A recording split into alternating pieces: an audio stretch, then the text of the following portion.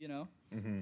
Yeah, he's literally just like Tokyo's #1 henchman. Yeah, that's his thing. Yeah, exactly. He's just really good at what he does. He's just diving and rolling and shooting everybody. Like what's amazing too is in almost every action sequence, how he has like nothing that he's covering himself with. It's not like he jumps behind something. This guy almost in every action sequence just dives into an open space and then starts rolling around and shooting everybody, and they can't get to him just because he's so skilled. It's wild. Oh yeah, like the whole like snowy white train track shootout, followed by the sort of shootout that takes place with the gang members raiding their place with like katanas and stuff like that. Yeah, and even speaking on the train thing, like that itself is very jarring because it shows the train coming at him while he's pointing a gun at one of the hitmans that's after him, and he runs, dives, and then starts shooting, and then it just cuts to him walking away in the snow. And so you're kind of like, okay, well, we know he got away, but did he kill that guy? Did the train get him? There's no answer until about, I don't know, like 10, 15 minutes later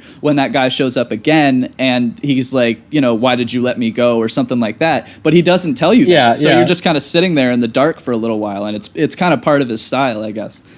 Yeah, no, definitely. Because again, he doesn't seem to care just about like continuity in editing at all. He's just like, we're just gonna cut to the next thing. That's it. The bare bones. That's what I'm gonna know include. That he got away, and that's all you needed to know.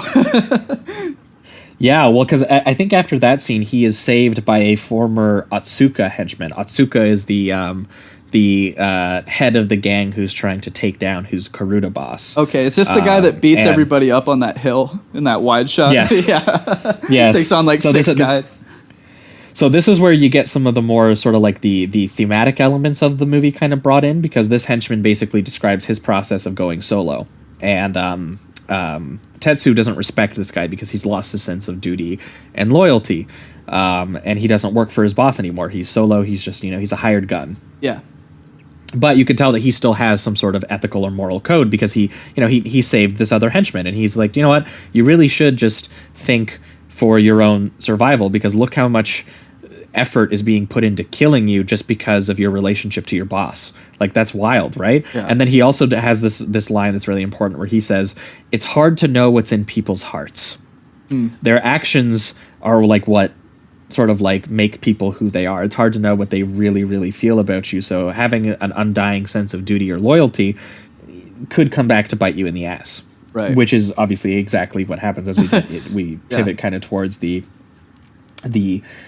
final section of the film, as there's a whole nother set piece that takes place in like a pastel, insanely saturated like saloon, just to get that Western reference in there even more specifically. And he starts a giant bar fight where people are punching each other onto tables and breaking chairs, and even the stripper stops before punching him because he's so handsome, and it's like and it's like, oh hey, who are you? Yeah, I think she says you're much better than American men or something like that. Yeah. And she then punches a dude who's trying to like punch him, but then there's like, all kinds of dollies and pans and set destruction. Like literally a whole painting and second floor comes down in that set during that fight. Yeah. And like girls are beating some of the dudes who are fighting each other with beer bottles and vegetables. I lost it when the woman pulled out just a stick of celery and started beating a man with it. Oh my god! Like again, the visual insanity of him doing like what is like sort of like that old school 50s Western bar fight, like something that we've seen before.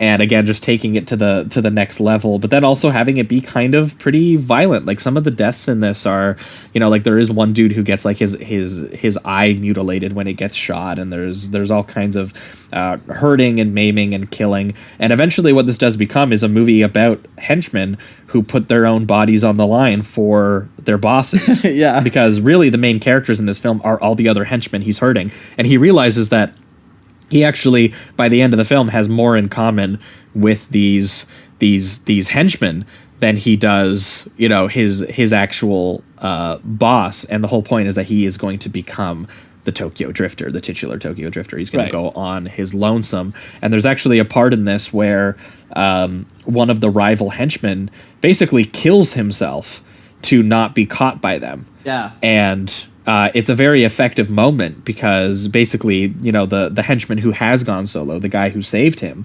basically was like, poor guy was bound by a sense of duty.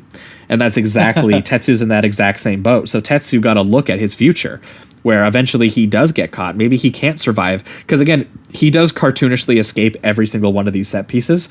But the implication is that one day this is going to catch up with him. He's going to get old. He's going to get tired. He's not going to be as fast. Yeah. And he's probably going to kill himself for his boss.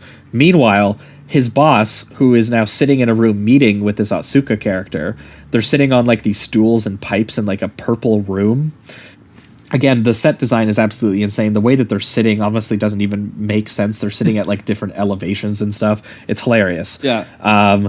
But he offers him a deal. He says, if you kill your henchman Tetsu, because I just don't like him, and you give me his girlfriend, who is the local singer at the club, then, you know, we'll forgive all of this. All of it will be gone. You can go legit. We'll buy you out. What does his boss do? Immediately fucking sells him out, dude. Yeah. And I speaking of the girlfriend singer too, I really like her inclusion of the film because with Tetsu, you know, you have the stylized James Bond, cool Yakuza hitman stuff, and then with her, it adds kind of that element of like romanticism and love that is pretty much missing from every other element of this movie. So I just like, because every time she shows up, that's she's really always important. Like, she's always in this beautiful lighting, a beautiful dress, and she's singing usually a very sad love song.